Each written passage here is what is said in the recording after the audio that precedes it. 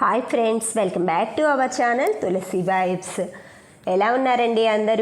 అందరూ బాగుండాలని, అందులో నేను ఉండాలని కోరుకుంటూ ఈరోజు వ్లాగ్ అయితే స్టార్ట్ చేస్తున్నానండి. ఉదయాన్నే ఇల్లు అన్నీ శుభ్రం పరుచుకున్న తర్వాత ఇలా మన గార్డెన్లో పువ్వులు అన్నీ కోసుకొచ్చుకున్నానండి.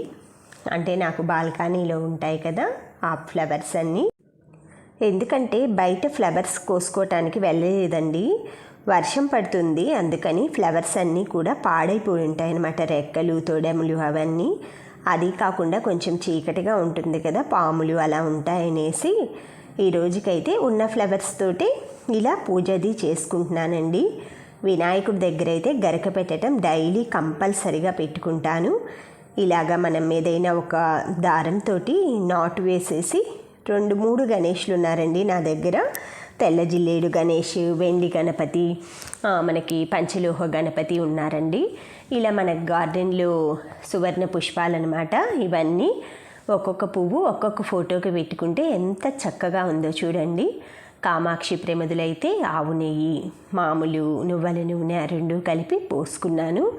నెయ్యి అయితే వర్షానికి చలికేమోనండి అస్సలు కరగట్లేదన్నమాట, గడ్డగా అలాగే ఉంటుంది.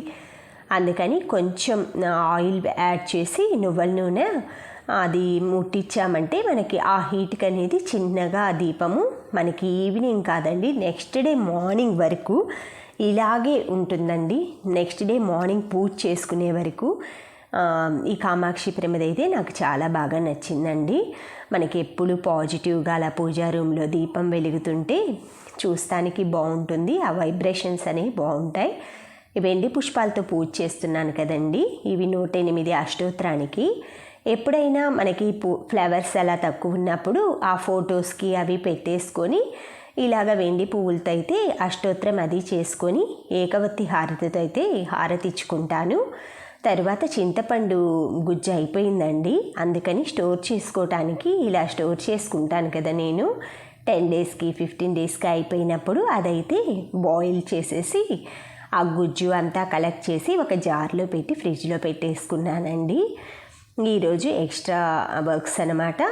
ఇలా పాల కుక్కర్లో పాలు పెట్టుకుంటే పొంగుతాయనే భయం లేకుండా ఉంటుంది మనకి.